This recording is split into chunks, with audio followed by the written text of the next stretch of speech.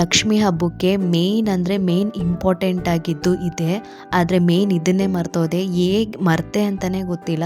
So ಹಾಗೆ ನಮ್ಮನೆ ಲಕ್ಷ್ಮಿ ಹಬ್ಬ ಹೇಗಿತ್ತು ಇದೀನ ದಿನ ಅಂತೇಳಿ ಎಲ್ಲ ಈ ಲಾಗಲ್ಲಿ ತಿಳಿಸ್ಕೊಡ್ತೀನಿ. ಹಾಗೆ ಎಲ್ಲರಿಗೂ ವರ ಮಹಾಲಕ್ಷ್ಮಿ ಹಬ್ಬದ ಶುಭಾಶಯಗಳು. ನಾನು ಪ್ರತಿ ವರ್ಷ ಹೇಗೆ ಹಬ್ಬ ಮಾಡ್ತೀನಿ ಹಾಗೆ ಅಮ್ಮ ಮನೇಲಿ ಯಾವ ಥರ ಕಲ್ತ್ಕೊಂಡು ಬಂದಿದ್ದೀನಿ, ಸೊ ಅದನ್ನು ನಾನು ಇವತ್ತು ತೋರಿಸ್ಕೊಡ್ತಾ ಇದ್ದೀನಿ. ನಾನಿಲ್ಲಿ ಲಕ್ಷ್ಮಿನ ಏನೂ ಕೂರಿಸಿಲ್ಲ, ಅಂದರೆ ನಾವು ವರ್ಷಕ್ಕೆ ಒಂದು ಸಲ ಮಾತ್ರ ತೆಂಗಿನಕಾಯಿನ ಇಟ್ಟು ಪೂಜೆ ಮಾಡ್ತೀವಿ ಈ ಶ್ರಾವಣದಲ್ಲಿ.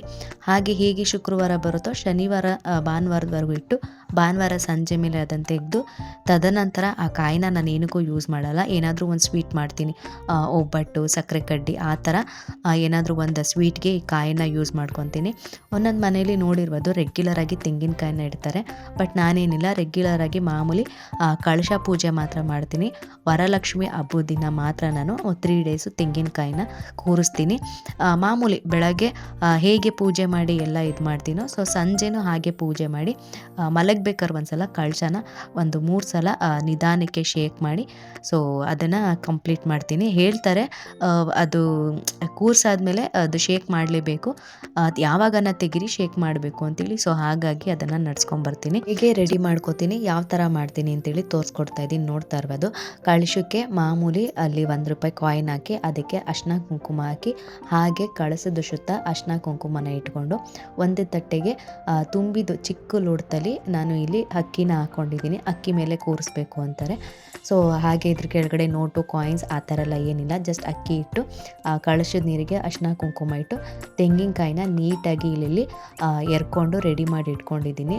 ಜುಟ್ಟನ್ನ ಮೇಲ್ಗಡೆ ಒಂದು ಸ್ವಲ್ಪ ಬಿಟ್ಕೊಂಡು ತೆಂಗಿನಕಾಯಿನ ಒಂದು ಸ್ವಲ್ಪ ಎಲ್ಲ ನೀಟಾಗಿ ನೆನೆಸ್ಕೊಂಡು ಹಾಗೆ ನೋಡ್ತಾ ಇರ್ಬೋದು ಇದನ್ನು ಚೆನ್ನಾಗಿ ಅರಿಶಿನ ಹಚ್ತಾ ಇದ್ದೀನಿ. ಜಾಸ್ತಿ ಏನಿಲ್ಲ, ಒಂದು ತೆಂಗಿನಕಾಯಿ ಒಂದು ಸ್ವಲ್ಪ ಕವರ್ ಆಗೋ ಥರ ಅರಿಶಿನ ಹಚ್ತಾ ಇದ್ದೀನಿ.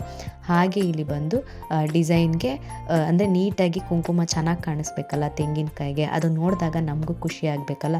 ಸೊ ಹಾಗಾಗಿ ಇಲ್ಲಿ ಡಿಸೈನನ್ನು ಬರೆದಿಟ್ಕೊಂಡು ಸೊ ಅದನ್ನು ತೆಂಗಿನಕಾಯಿ ಮೇಲೆ ಇಟ್ಟು ಆದಮೇಲೆ ಕುಂಕುಮ ಹಾಕ್ತೀನಿ. ಸೊ ನೀಟಾಗಿ ಶೇಪ್ ಬರುತ್ತೆ. ಪ್ರತಿ ವರ್ಷವೂ ಹೀಗೆ ಮಾಡೋದು. ಹಾಗೆ ಇದು ಅರಿಶಿನ ಕುಂಕುಮ ಬಂದು ದೇವರಿಗೆ ಅಂತಲೇ ಬೆಳ್ಳಿ ಇದರಲ್ಲಿ ಎತ್ತಿಟ್ಟಿರ್ತೀನಿ. ಸೊ ಅರಿಶಿನ ಕುಂಕುಮನ ತೊಗೊಂಡು ಹಚ್ತಾ ಇದ್ದೀನಿ. ಸೊ ಇವಾಗ ಬಂದು ವರಲಕ್ಷ್ಮಿ ಹಬ್ಬದ ದಿನ ಹಾಗೆ ಯುಗಾದಿ ಟೈಮಲ್ಲಿ ಮಾತ್ರ ಮತ್ತೆ ಯಾವುದಾದ್ರೂ ಫೆಸ್ಟಿವಲ್ ಇದ್ದಾಗ ಅರಿಶಿನ ಕುಂಕುಮನ ಅವಾಗವಾಗ ಚೇಂಜ್ ಮಾಡ್ತಾ ಇರ್ತೀನಿ. ನಂದು ಕಳಶ ಒಂದು ಸ್ವಲ್ಪ ಚಿಕ್ಕ ಇರೋದ್ರಿಂದ ತೆಂಗಿನಕಾಯಿನ ನೋಡಿ ತೊಗೋಬೇಕಿತ್ತು, ಆದರೆ ನನ್ನ ಇದಕ್ಕೆ 2 ತೆಂಗಿನಕಾಯಿ ಇದ್ದಿದ್ದು. ಸರಿ ಬಿಡು ಅಂತೇಳಿ ಇದನ್ನೇ ಅಡ್ಜಸ್ಟ್ ಮಾಡಿ ಕೂಡ್ಸೋಣ ಅಂತೇಳಿ ಕಳಶಕ್ಕೆ 3 ವೀಳ್ಯದೆಲೆನ ಇಟ್ಕೊಂಡು ನೋಡ್ತಾ ಇರ್ಬೋದು ನೀಟಾಗಿ ಇವಾಗ ಇದನ್ನು ಕೂರಿಸ್ಕೊಂಡಿದ್ದೀನಿ, ಎಲ್ಲೂ ಅಲ್ಲಾಡ್ತಾ ಇಲ್ಲ.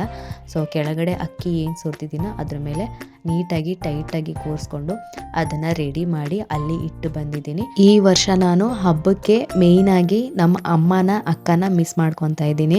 ಸೊ ಅಮ್ಮ ಬಂದು ಊರಿಗೆ ಹೋಗಿದ್ದಾರೆ. ಪ್ರತಿ ವರ್ಷವೂ ನಾನು ಇಲ್ಲಿ ಬೇಗ ಮುಗಿಸ್ಕೊಂಡು ಅಮ್ಮ ಮನೆಗೆ ಹೋಗಿ ಅಲ್ಲೂ ನಾನೇ ಲಕ್ಷ್ಮಿ ರೆಡಿ ಮಾಡಿ ಎಲ್ಲನೂ ಮಾಡ್ಕೊಡ್ತಿದ್ದೆ. ಮತ್ತು ಸಂಜೆ ಮೇಲೆ ಅಕ್ಕ ಮನೆಗೆ ಹೋಗಿ ಅರಿಶಿನ ಕುಂಕುಮ ತೊಗೊಬರ್ತಿದ್ದೆ. ಸೊ ಇವಾಗಲೂ ಕಾಲ್ ಮಾಡಿ ಕರೆದ್ಲು ಬಾ ಅಂತೇಳಿ. ಆದರೆ ನಿಮಗೆ ಗೊತ್ತಲ್ಲ, ಇದು ಗೌರ್ಮೆಂಟ್ ಲೀವ್ ಅಲ್ಲ, ಹಸ್ಬೆಂಡ್ ಕೆಲ್ಸಕ್ಕೆ ಹೋಗ್ಬಿಡ್ತಾರೆ. ಇನ್ ಕೇಸ್ ಅಪ್ಪ ಇದ್ದಿದ್ರೆ ಅಕ್ಕ ಮನೆಗೆ ಕರ್ಕೊಂಡೋಗಿ ಬಂದಿರ್ತಿದ್ರು. ಸೊ ಸಂಜೆ ಮೇಲೆ ಮಳೆ ಬೇರೆ ಬರ್ತಿದೆ, ಸೊ ಪಾಪುನ ಕರ್ಕೊಂಡು ಹೋಗೋಕ್ಕಾಗ್ತಾಯಿಲ್ಲ. ಹೆಲ್ತ್ ಇಶ್ಯೂಸ್ ಬೇರೆ ಇರೋದ್ರಿಂದ ಅಷ್ಟು ದೂರ ನಡೆಯೋಕ್ಕೂ ಆಗ್ತಾಯಿಲ್ಲ. ಹೇಳಿದ್ನಲ್ಲ, ಸಡನ್ನಾಗಿ ಕೂತ್ಕೊಂಡಿದ್ರೆ ತಲೆ ಸುತ್ತೋದು ಸ್ವಲ್ಪ ಈ ಥರ ಎಲ್ಲ ಆಗ್ತಿದೆ. ಆದರೂ ಏನೋ ಒಂಥರ ಬೆಳಗ್ಗೆ ಹಬ್ಬ ಮುಗ್ದಿದ ತಕ್ಷಣ ಸಂಜೆ ಮೇಲೆ ಹಬ್ಬದ ಫೀಲೇ ಬರಲಿಲ್ಲ ನನಗೆ. ತುಂಬ ಮಿಸ್ ಮಾಡಿಕೊಂಡೆ ಅಂತ ಅನಿಸುತ್ತೆ. ನಾನು ಅಮ್ಮ ಮನೆಗೆ ಹೋಗೋದು, ಅಕ್ಕ ಮನೆಗೆ ಹೋಗೋದು, ಅಲ್ಲೋಗಿ ಮಾತಾಡಿಕೊಂಡು ಅರಿಶಿನ ಕುಂಕುಮ ತೊಗೊಬರೋದು.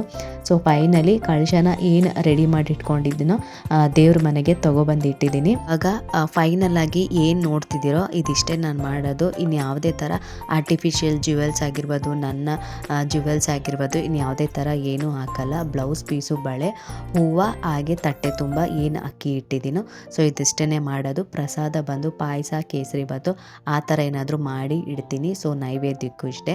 ನಾನು ಯಾವಾಗಲೂ ನಡ್ಸ್ಕೊಂಡು ಬಂದಿರೋದು ಇದೇ ಥರ, ಕಲ್ತಿರೋದು ಇದೇ ಥರ. ಸೊ ಬನ್ನಿ ಇವಾಗ ಏನು ಇಂಪಾರ್ಟೆಂಟಾಗಿ ಮಿಸ್ಟೇಕ್ ಮಾಡಿದೆ, ಏನು ಮರೆತೆ ಅಂತ ಹೇಳ್ತೀನಿ. ನಾನು ಎಲ್ಲರ ಮನೆಗೂ ಅರ್ಶಿನ ಕುಂಕುಮಕ್ಕೂ ಹೋಗಿ ಬಂದೆ. ಅವರೆಲ್ಲ ಲಕ್ಷ್ಮಿ ಕೂರಿಸಿದ್ರಲ್ಲ, ನನಗೆ ಆವಾಗ್ಲೂ ಫ್ಲ್ಯಾಶ್ ಆಗಲಿಲ್ಲ. ಪಾಪುನ ಬೇರೆ ಜೊತೇಲಿ ಕರ್ಕೊಂಡೋಗಿದ್ದರಿಂದ ಅವ್ರ ಮನೇಲಿ ಏನು ಹೇಳೋದು ಬಿಡ್ತಾನೋ, ಏನು ಮಾಡಿಬಿಡ್ತಾನೋ ಅನ್ನೋ ಟೆನ್ಷನ್ನಲ್ಲೇ ಬಂದೆ. ನಮ್ಮ ಮನೆಗೂ ಬಂದು ನೋಡಿ ಅಕ್ಷತೆ ಕಾಳು ಹಾಕ್ದವರು ಸಹ ನನಗೆ ನೋಟಿಸ್ ಮಾಡಿ ಹೇಳಲಿಲ್ಲ. ನನಗೆ ಯಾವಾಗ ನೆನಪಾಯಿತು ಅಂದರೆ ರಾತ್ರಿ ಕಳಶ ಅಲ್ಲಾಡಿಸ್ಬೇಕಾದ್ರೆ ನನಗೆ ನೆನಪಾಯಿತು. ಸೊ ನನಗೆ ಒಂದೇ ಸಲಿಗೆ ಟೆನ್ಷನ್ ಆಗಿ ತಲೆನೇ ಬಿಸಿ ಬಂದುಬಿಡ್ತು. ಬೆಳಗ್ಗೆಯಿಂದ ಇಷ್ಟು ಚೆನ್ನಾಗಿ ಮಾಡಿ ಸಮಾಧಾನವಾಗಿತ್ತು. ಅಷ್ಟನಾಮಾವಳಿ ತ್ರಿಶನಾಮಾವಳಿ ಎಲ್ಲ ಓದಿ ಏನೋ ಒಂಥರ ಸಮಾಧಾನ ಸಿಕ್ಕಿದ್ದು, ಈ ಥರ ಆಗೋಯ್ತಲ್ಲ ಅಂಥೇಳಿ. ಸೊ ಏನು ಮರ್ತೆ ಅಂತೇಳಿ ಮುತ್ತೈದೆಯಾಗಿ ಮಹಾಲಕ್ಷ್ಮಿಗೆ ಇಂಪಾರ್ಟೆಂಟ್ ಆಗಿರೋದು ಬಂದು ಅರಿಶಿಣ ಕೊಂಬು ಅಂದರೆ ತಾಳಿ. ಅದನ್ನು ಕಟ್ಟೋದೇ ಮರ್ತೋಗ್ಬಿಟ್ಟಿದ್ದೀನಿ ನಾನು. ಹೋಗಿ ತಗೊಬಂದ ಏನು ನೆನಪಿಗೆ ಬರಲಿಲ್ಲ. ತಪ್ಪಾಯ್ತಮ್ಮ ಅಂತ ಕೇಳಿಕೊಂಡು ರಾತ್ರಿಲ್ಲ ನನಗೆ ನಿದ್ದೆನೇ ಬರಲಿಲ್ಲ. ಎಂಥ ಕೆಲಸ ಮಾಡಿಕೊಂಡೆ ನಾನು ಅಂಥೇಳಿ. ಮತ್ತು ನಮ್ಮ ಅಕ್ಕಗೆ ಕಾಲ್ ಮಾಡಿ ಹೇಳಿದೆ, ಹೀಗೀಗ ಮರ್ತೋದೆ ಅಂತೇಳಿ. ಸೊ ಅವಾಗ ಅವಳು ಸಮಾಧಾನ ಮಾಡಿದ್ಲು. ಗೊತ್ತಿದ್ದು ಎತ್ತಿಟ್ಟಿಗೆ ಕಟ್ಟಿಲ್ಲ ಅಂದರೆ ಪ್ರಾಬ್ಲಮ್ಮು. ಸೊ ಮರ್ತೋಗಿದೆಯಾ, ಹುಷಾರು ಬೇರೆ ಇರಲಿಲ್ವಲ್ಲ, ಮಾಡಿದೆಯಲ್ಲ, ಏನೂ ತೊಂದರೆ ಇಲ್ಲ, ಹೋಗಿ ತಪ್ಪಾಯಿತು ಅಂತ ಕೇಳ್ಕೊ, ನೆಕ್ಸ್ಟ್ ಟೈಮು ಎಲ್ಲ ನೆನಪು ಮಾಡ್ಕೊ ಅಂತ ಅಂದ್ಲು. ಸರಿ ಅಂತೇಳಿ ಆವಾಗ ಒಂದು ಸ್ವಲ್ಪ ಸಮಾಧಾನ ಆಯಿತು. ಅದೇ ಏನಾದರೂ ಈ ಥರ ಶಾಕಿಂಗ್ ಇದ್ದಾದಾಗ ಯಾರಾದರೂ ಏನಾದರೂ ಸಮಾಧಾನ ಮಾಡಿದಾಗ್ಲೇ ಮೈಂಡು ಒಂದು ಸ್ವಲ್ಪ ಸಮಾಧಾನ ಆಗೋದು ಅಂತ ಅನ್ನಿಸ್ತು. ನೆಕ್ಸ್ಟ್ ಟೈಮಿಂದ ಈ ಥರ ಆಗೋದೇ ಬೇಡಪ್ಪ, ಎಷ್ಟು ಹುಷಾರಿಲ್ಲ ಆದರೆ ಮಾಡೋಣ, ಇಲ್ಲಾಂದರೆ ಬೇಡ. ಈ ಥರ ಎಲ್ಲ ಮಾಡಿ ಮರ್ತೋಗಿತ್ತು ಈ ಥರ ಆದರೆ ಮತ್ತೆ ಟೆನ್ಷನ್ ಆಗೋದು, ಏನೋ ಒಂದು ಡಿಸಪಾಯಿಂಟ್ ಆಗೋದು ಬೇಡ ಅಂತೇಳಿ ದೇವ್ರ ಹತ್ರ ಮತ್ತೆ ಹೋಗಿ ಕೇಳಿಕೊಂಡು ನನಗಿವತ್ತು ಮಾಡಿದ ಪೂಜೆಯಲ್ಲಿ ಸಮಾಧಾನ ಸಿಕ್ಕಿದೆ. ಆದರೆ ಇದನ್ನು ಮರ್ತಿದ್ದು ನಂದು ತಪ್ಪಾಯ್ತಮ್ಮ ಅಂತೇಳಿ ಕೇಳಿಕೊಂಡು ಮತ್ತೆ ಕಡ್ಡಿ ಹಚ್ಚಿ, ಮತ್ತು ನಾಳೆ ಮಾಮೂಲಿ ಕಾಯಿ ಇಟ್ಟಿರ್ತೀನಲ್ಲ, ಸೊ ಕಡ್ಡಿ ಹಚ್ಚಿ ಪೂಜೆ ಮಾಡಿ ಹೇಗೂ ಶ್ರಾವಣ ಶನಿವಾರ ಮಾಡಬೇಕಲ್ಲ, ಕೇಳ್ಕೊಳ್ಳೋಣ ಅಂಥೇಳಿ. ಸೊ ಇವತ್ತಿನ ದಿನ ಖುಷಿಯಾಗಿದ್ದಿದ್ದು ಎಂಡಲ್ಲಿ ಈ ಥರ ಆಯಿತು. ಇದಾಗಿತ್ತು ಇವತ್ತಿನ ಲಾಗ್. ನೆಕ್ಸ್ಟ್ ಟೈಮ್ ಯಾರೇ ಹಬ್ಬ ಮಾಡೋರು ಎಲ್ಲ ಪ್ರಿಪೇರ್ ಮಾಡ್ಕೊಂಡು ಮಾಡಿ, ಸೊ ಮರಿಬೇಡಿ ಅಂತ ತಿಳಿಸ್ತಾ ಈ ಲಾಗ್ನ ಇಲ್ಲಿಗೆ ಎಂಡ್ ಮಾಡ್ತಿದ್ದೀನಿ. ನಾಳೆ ಹೊಸ ಲಾಗ್ ಜೊತೆ, ಶ್ರಾವಣ ಶನಿವಾರ ಲಾಗ್ ಜೊತೆ ಬರ್ತೀನಿ.